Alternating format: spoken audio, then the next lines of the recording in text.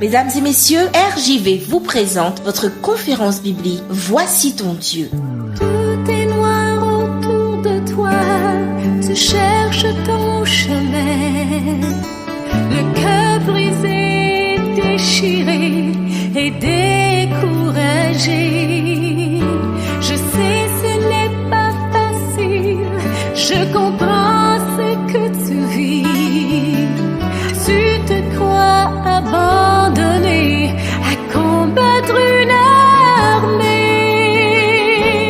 Dieu blanc. Chers amis, nous voici parvenus au dernier volet de notre réflexion autour du thème « Le caractère chrétien, le plus beau des diamants ».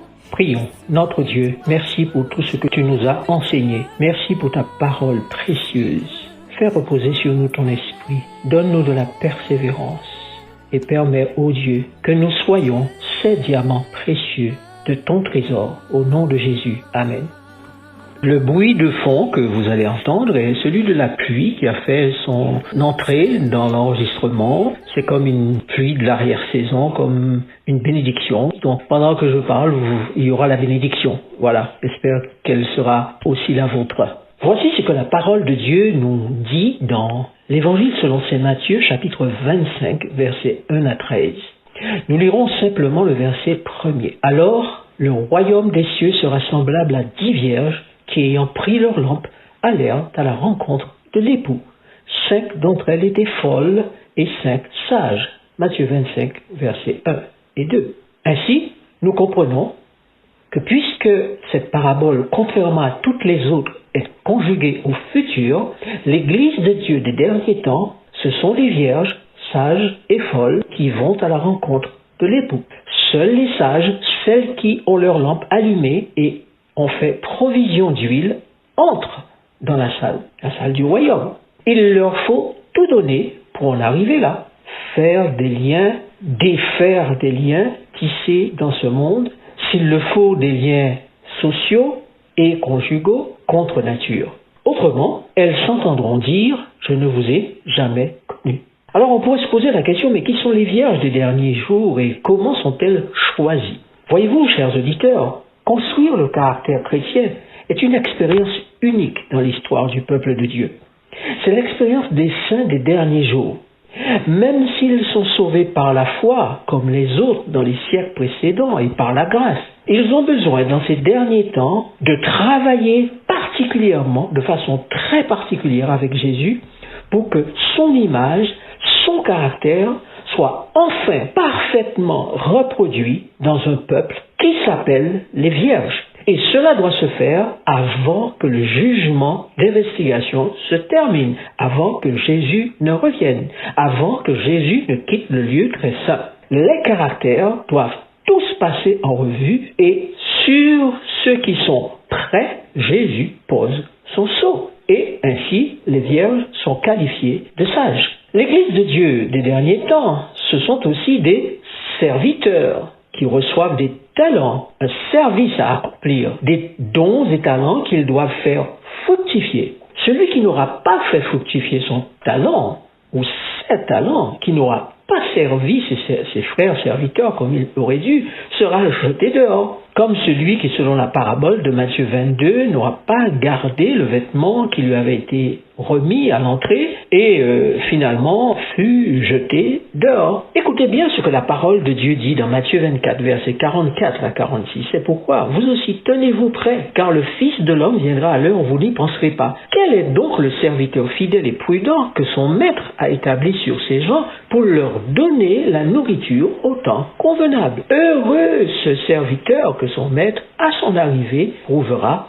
faisant ainsi. Alors, le royaume des cieux sera semblable à des vierges. C'est la parole qui commence le chapitre 25, tout de suite après la fin du chapitre 24. Plus bas, dans Matthieu 25, versets 20 à 21, il est dit « Celui qui avait reçu les 5 talents s'approcha en apportant 5 autres talents et il dit « Seigneur, tu m'as remis 5 talents, voici j'en ai gagné 5 autres. » Son maître lui dit « C'est bien, bon et fidèle serviteur.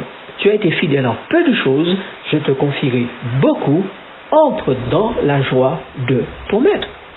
Donc, nous voyons bien dans ces textes bibliques que l'Église de Dieu des derniers temps, ce sont des serviteurs, ce sont des personnes, des hommes, des femmes au service des autres et qui ont reçu des dons et des talents.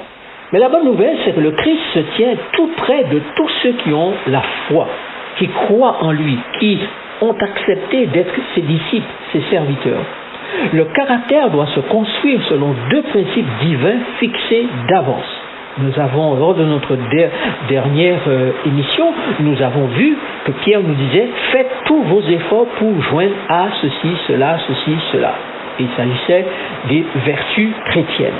Donc, la plume inspirée va écrire, et je cite, « Mais le Christ ne nous a jamais dit qu'il était facile d'atteindre à la perfection du caractère, car le caractère noble et bien équilibré ne nous est pas donné à la naissance ou d'une façon accidentelle.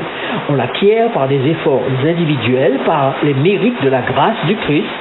Dieu nous donne les facultés, les talents, à nous de former un caractère. Nous y arriverons au prix de luttes dures et sévères avec le moi. » Fin de citation, tirée de Puissance de la grâce d'Ellen White, page 147, méditation du 18 mai. L'invitation, le commandement biblique à nous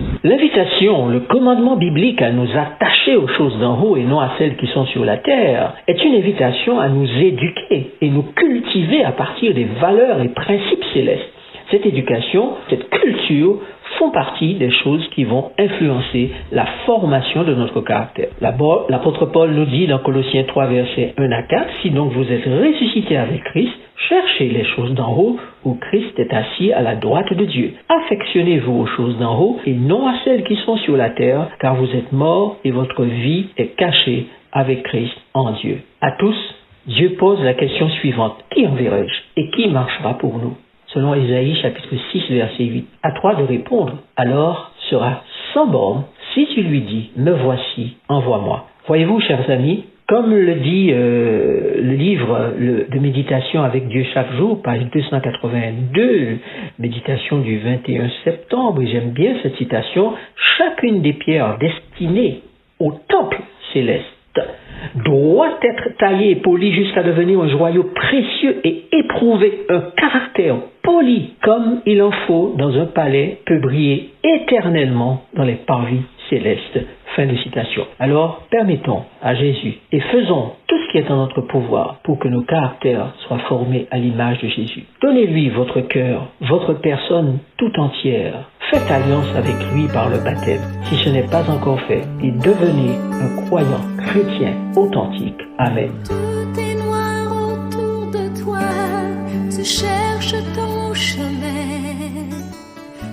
C'était votre conférence biblique Voici ton Dieu. Si vous avez besoin d'un éclairage, si vous voulez connaître davantage, si vous avez une question, l'équipe Voici ton Dieu est à votre disposition. N'hésitez pas à nous contacter par WhatsApp ou SMS au 06 94 233 352 06 94 233 352 ou alors par mail à evangiledevie.bible@gmail.com evangiledevie.bible@gmail.com. Nous vous remercions de votre écoute et à bientôt sur RJV. Prends sa main.